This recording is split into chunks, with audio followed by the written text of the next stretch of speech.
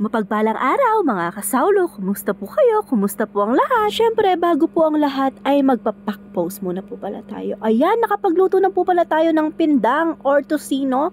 Tapos yung pinagprituhan po ng tocino natin ay sinangag ko po yung sobrang kanin natin kagabi. Bali, bawang lang po yung nilagay ko dyan. Tapos wala na akong nilagay na pampalasa. At may tira tayong ulam na sisig kagabi at inilagay ko na din po dyan. Sayang naman. Inuna ko na po pala yung pagkain natin ng mga bata. Bale, almusal at pack pose muna.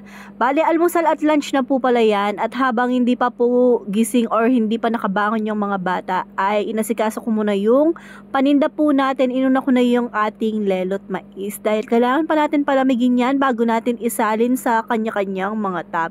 At magluluto na po tayo, no? Syempre, unahin natin yung ating malagkit na ibinabad po ng nasa 1.5 oras po yata.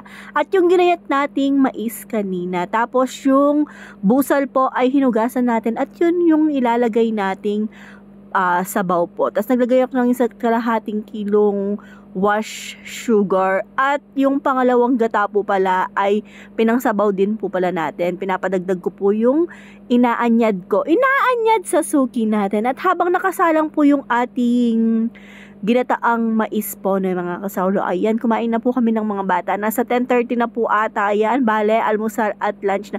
Ulit-ulit, after 5,000 days. Nagulat po kayo, ako po yung nagulat doon. Ayan, luto na po pala yung ating lelot mais. Maganda na po yung pagluto niya. Inilagay ko na din po pala yung ating piga ng gata.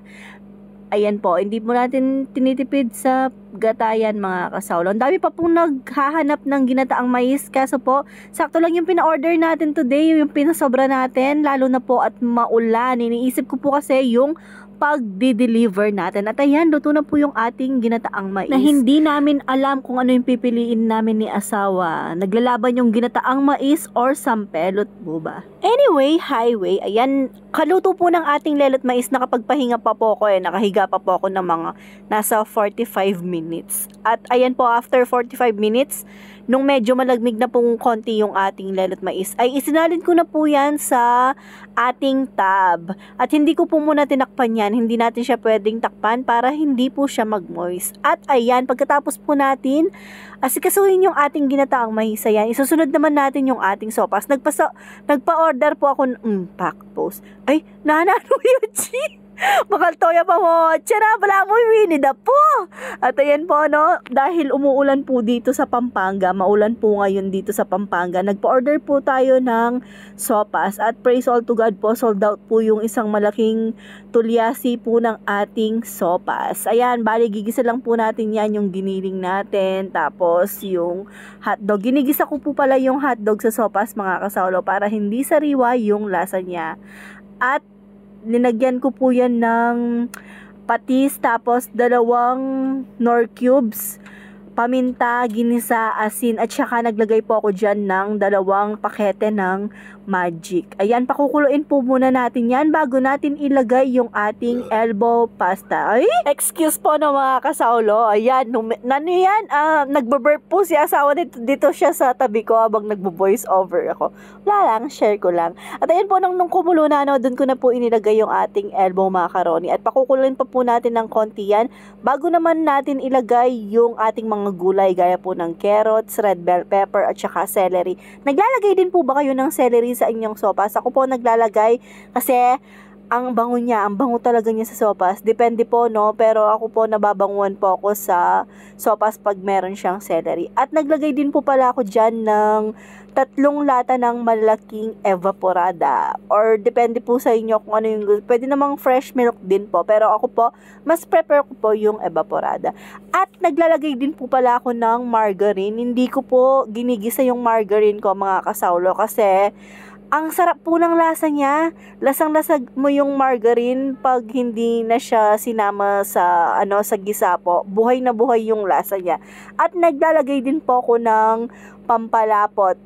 Medyo po yan, pampasarap din po yan. At ayan po, no, hintayin lang natin yung kumulo pa ng konti bago natin ilagay yung ating repolyo. Madaming repolyo. Masarap po sa sopas mga kasawlo, yung madaming gulay. Bukod sa magatas, yan po talaga yung mas masarap, yung marepolyo. Kahit hindi na po siya ma-shell, basta marepolyo po siya. At ayan po na mga kasawlo, sold out po yung paninda natin na sopas. Alam nyo po, nag-deliver kami niyan, mainit. Pero kahapon po sobrang lakas ng ulan, pero kaninang nag-deliver tayo ng sopas, sobrang init po. Sana na-enjoy pa rin ng mga kasawlo natin yung in-order nilang sopas kahit medyo may araw na po. At ayan po na mga kasawlo, magdi-deliver na po tayo ni asawa. Nilalagay po pala namin yan sa tawag dito sa ice box po or sa cooler para hindi matanggal yung pagkainit niya. At sumama po akong mag-deliver kay asawa. At thank you po sa mga umorder ngayon ng ating sopas. Sana po ay nasarapan po kayo. May mga nag-chat po sa akin, nag-feedback na masarap daw po. Praise all to God. At thank you nga pala kay Krisa. Ayan, binigyan niya tayo ng bopis at saka fries. At alam niyo po, sabi ko, ba't ang daming sobra? Alam ko po kasi sakto lang.